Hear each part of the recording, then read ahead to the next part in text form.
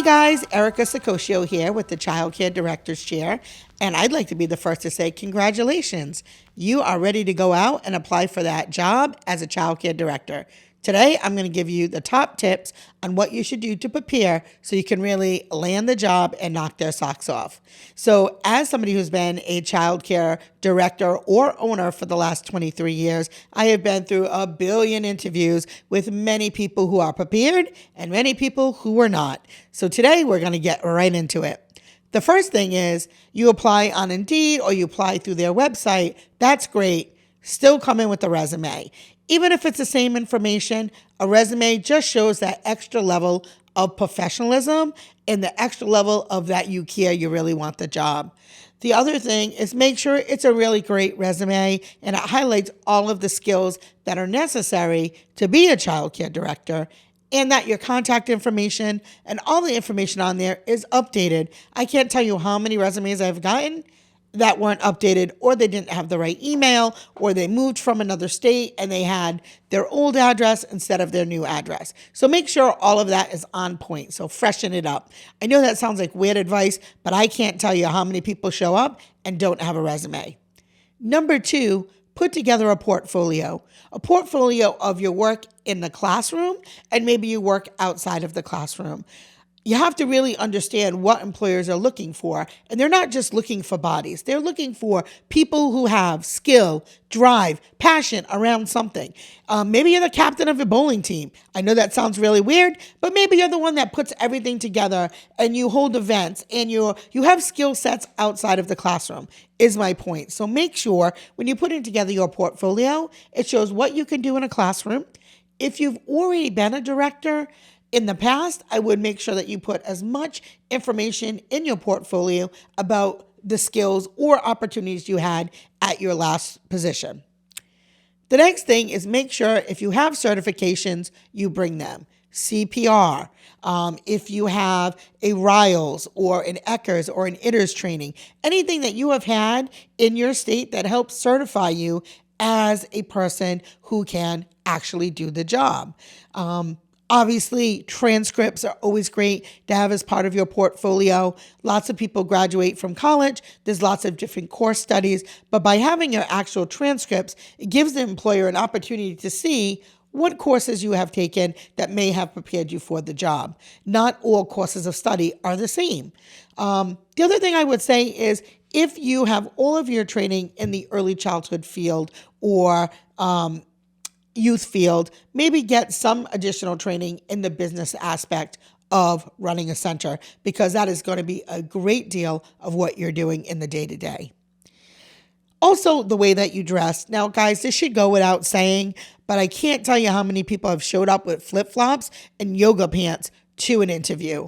Not a good look. You don't have to wear a button-up suit, but wear something that is reflective of the way that you would typically dress as a director on the day-to-day, so they have a good idea of your style and your vibe.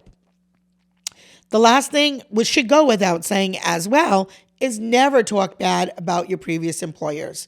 If they ask why you left a position and maybe it was something that you felt the program and you just weren't a good fit anymore, it's better to say things like, I decided to pursue other opportunities. I wanted to grow, but never badmouth any program that you worked at previously. That is a red flag and it really turns a lot of employers off. So there's that little piece of advice. So those are some of the things that you should have or should not do. The next part is do your research about the program. Look at reviews. Look at reviews that families are saying. Look at reviews that communities are saying about the program. And then also check out reviews on Indeed and Glassdoor. Those can give you an idea on what the vibe is on the staff culture directly from employees, either past or current. Look at their website. So their website will tell you so much about their brand. I hate it when people come and apply at my program and I ask them, what do you know about my school? And they say, nothing.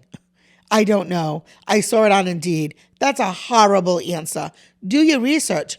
Do you even want to work there? You want to make sure you understand what that program is about, what their philosophy is, and does that fit with where you're at? Because you're not going to be very successful and not be there very long if it isn't a good match. So you want to make sure that that interview goes both ways. You're asking them questions and they're asking you questions, and you both should be as prepared as possible for that interview. And then also have a list of questions that you want to ask.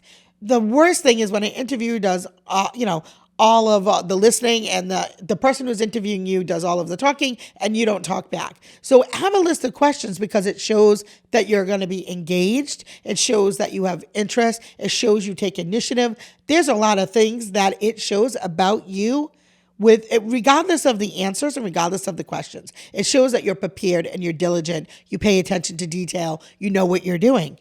So that would be my advice on preparing yourself. The last part is you want to showcase your skills outside of the classroom. So just because you're a great teacher, and I'm sure you are, doesn't mean that you would be a great director. And at the end of the day, I know that most directors have an office and have a desk, and socially it feels like it's a jump up in the career lattice. But to me, I feel like directors really are there to serve the staff, the children, and the families. It's almost the other way, is the way that I look at it.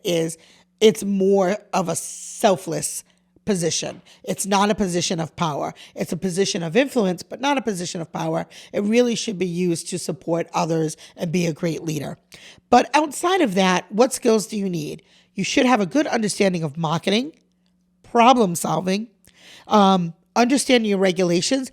If you have not looked at a recent copy of your regulations, you want to do that before you apply for a director position. Are you good at public relations? Like, what type of events have you held, or what committees have you been on? What opportunities have you been able to have where you were in front of a lot of people? Because again, a director, if you are nervous about public speaking, a director might be a challenging position for you if you have to be in front of an entire school of families and teachers and give, opening speeches at graduations, or